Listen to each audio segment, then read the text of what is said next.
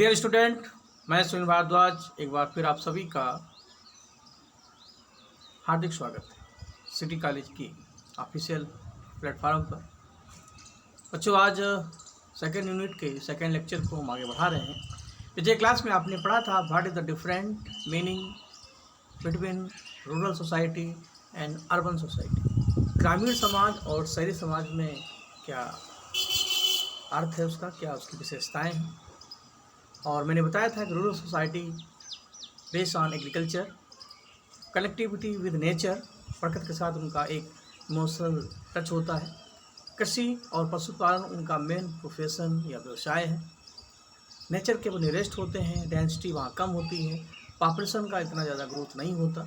75% population depend on agriculture. जैसे जैसे हम गांव से नगरों की तरफ चलते हैं, अर्बन एरिया स्टार्ट हो जाता है। अर्बन एरिया जहाँ डेंसिटी ऑफ पॉपुलेशन मैक्सिमम है, पॉपुलेशन भी अधिक है। अर्बनाइजेशन, वेस्टलाइजेशन, पश्चिमीकरण और नगरीकरण का बढ़ता जो प्रेशर है वो नगरों की जनसंख्या को बढ़ाता है। और इसी बात पर मल्टीपल कह सकते हैं टेक्निक, हैवी इंडस्ट्री, बढ़ता नगरीकरण और डिवीजन ऑफ लेबर वहाँ पर अधिक है।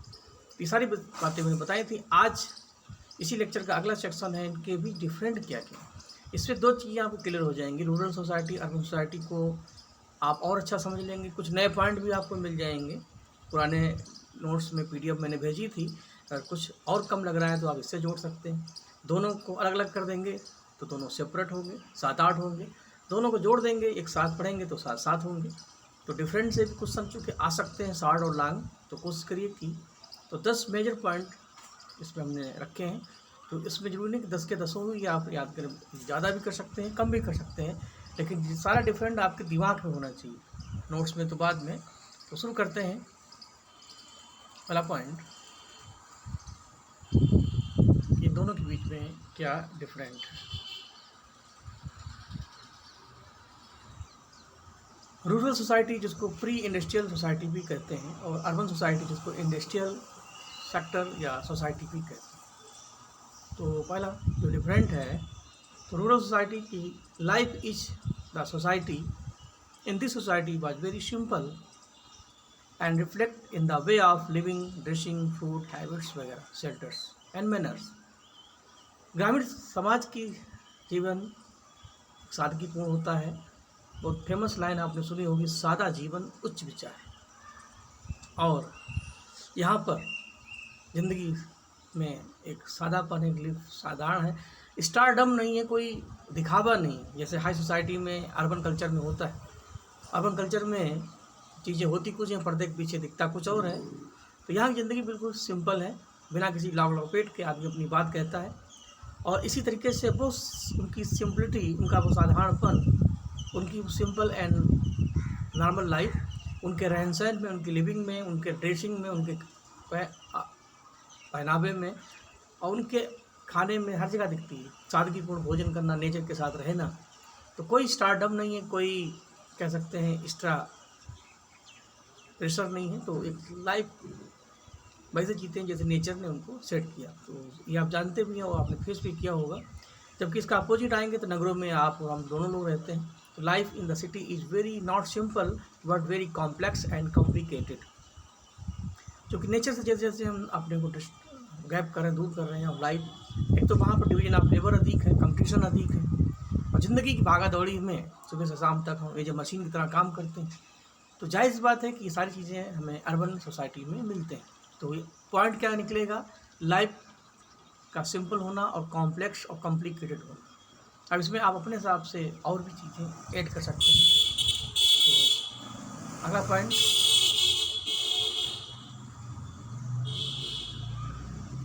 The people in the rural society had homogeneity and thus enjoy more or less the same social status। मैंने पिछले क्लास में बताया था कि रूरल सोसाइटी का जो समाज है वो सजाती होता है, होमो होता है। सजाती का मतलब होता है यहाँ पर एक ही कास्ट के, एक ही जात के लोग रहते हैं और उनमें एक सिंगल कल्चर होती है। गांव की संस्कृति जो उनकी फोक कल्चर है, लोक कल्चर है, फोक कल्चर, तो उनकी कल्चर होती है, उनके अपने डांस होते हैं, अपने फंक्शन होते हैं, अपने त्यौहार होते हैं। तो गाँव में एक और सारे लोग उसको एक साथ एज ए ग्रुप एंजॉय करते हैं। लेकिन शहरों की लाइफ में ऐसा नहीं होता, क्योंकि वहाँ डिफरेंट कास्ट के लोग होते हैं, डिफरेंट रिलीजन के लोग होते हैं, डिफरेंट कल्चर के होते हैं। अब लखनऊ की ही बात करें, लखनऊ में कोई व्यक्ति बाराबंकी से आया, कोई हरदोई से आया, कोई हिंदू है, कोई मुस्लिम है, कोई बौद्ध है, सबके अपने अपने धर्म हैं, सबकी अपनी अपनी कल्चर है, और सब कल्चर मिक्स है, और सबका अपना एक सोशल स्टेटस है।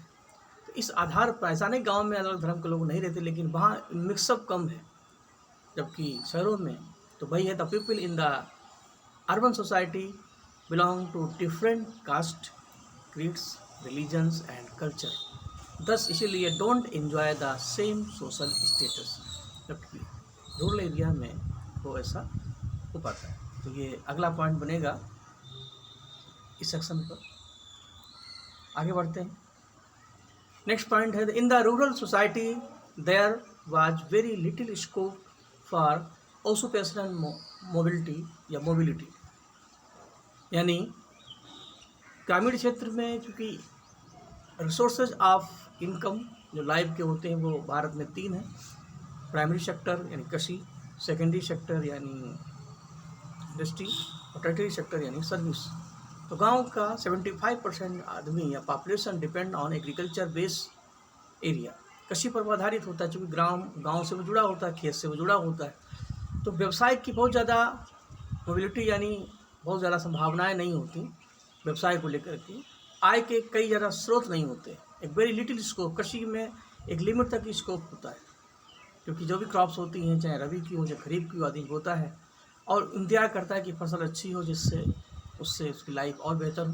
लेकिन शहरों में मल्टीपल स्कोप होते हैं, मल्टीपल स्पेशल्स होते हैं, व्यवसाय होते हैं, इंडस्ट्री कई टाइप से, सर्विस सेक्टर में। तो in cities there are many occupation so occupational mobility as well as frequent. उसमें विविधता है, क्योंकि गांव में ये चीज़ें पॉसिबल नहीं है। ये तस्वीर का एक अच्छा भी पहलू होता है, ख़राब भी। अब ये नेगेटिव भी हो सकता है, पॉजिटिव भी हो सकता है, लेकिन फिर भी दोनों की कल्चर में थोड़ा सा अंतर है। अगला पॉइंट है यार, यानी rural family played a very significant and predominant. यानी यहाँ की जो लाइफ है, यहाँ की जो परिवार हैं, वो काफ़ी ज़्यादा परिवार को महत्व देते हैं और काफ़ी प्रभावी होते हैं। यहाँ की जो फैमिली है वो अपनों के साथ और अपने लिए, आसपास के लिए काफ़ी प्रभावी और महत्वपूर्ण भूमिका प्ले करते हैं। Family A small unit of society, इसीलिए परिवार का काफ़ी ज़्यादा इम्पोर्टेंस है। जबकि शहरों में hold of family is not strong, परिवार उतना ज़्यादा कह सकते हैं सिंपल नहीं होता, कॉम्प्लेक्स होता है। हम इसको दूसरी भाषा में समझाएं, रूरल एरिया का जो फैमिली होता है वो जॉइंट फैमिली होता है, ट्रेडिशनल फैमिली होता है। हम साथ साथ रहते हैं, एक ही घर में खाना खाते हैं, अपने सभी सुख और दुख साथ साथ प्ले करते हैं। जबकि शहरों में सिंगल फैमिली है, सेपरेट फैमिली है, और जाहिर सी बात है कि वो कोऑपरेशन की फीलिंग वहाँ पर नहीं होती, परिवार की जड़ें उतनी ही कमज़ोर होती, उतनी स्ट्रांग नहीं होती। तो यही सारी बातें इसमें हैं।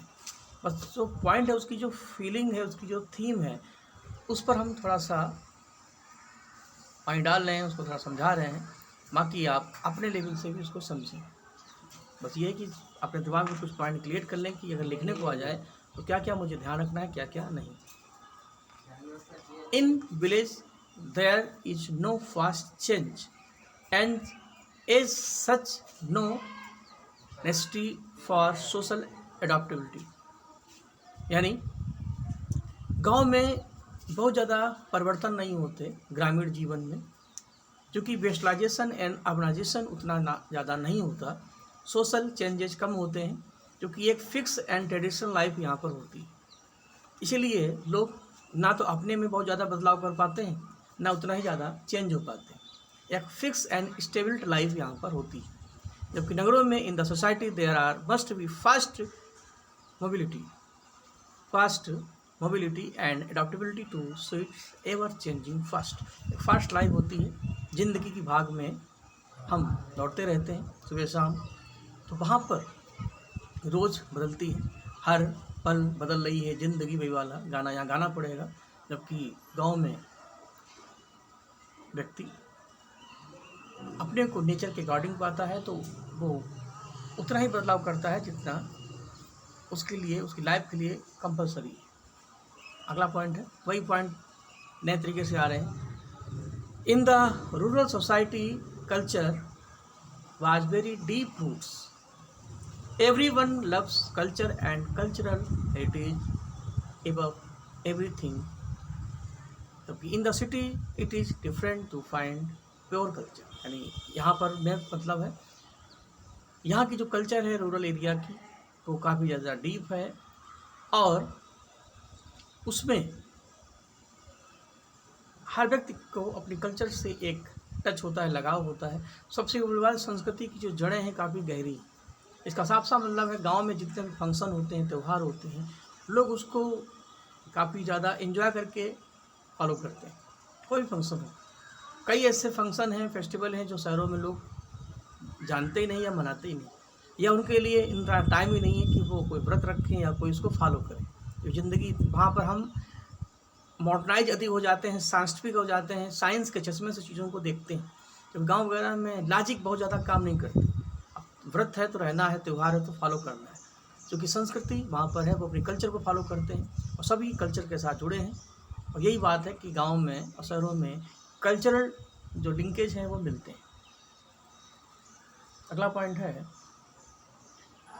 जो बहुत जनरल पॉइंट है, in the rural society there is no division of labour, श्रम विभाजन बहुत ज़्यादा नहीं, सबका एक फिक्स वर्क है। एग्रीकल्चर से जुड़े हुए जो भी वर्क होते हैं वो कुछ जो भी हैं लिमिटेड लोग अपना करते हैं, उसमें बहुत ज़्यादा वैरायटी नहीं है।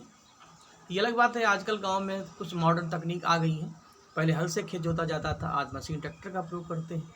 सरकार ने किसानों के लिए कई चैनल चलाए जिससे कॉल सेंटर, जिससे वो नई नई तकनीक को जाने, लेकिन वो सारे डिवीज़न एग्रीकल्चर बेस ही है। जबकि urban community there is always division of labour and specialisation in job element. शहरों में डिवीजन ऑफ लेबर अधिक है क्योंकि व्यक्ति की जो रिस्पॉन्सिबिलिटी है दूसरे के ऊपर अधिक है, हर एक व्यक्ति दूसरे पर निर्भर है।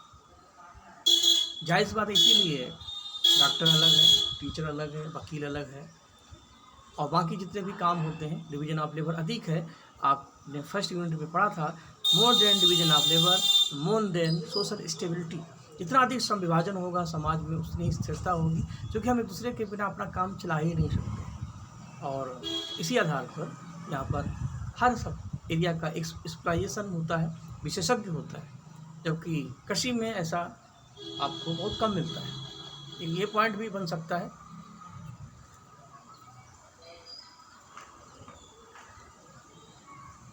आगे बढ़ते हैं।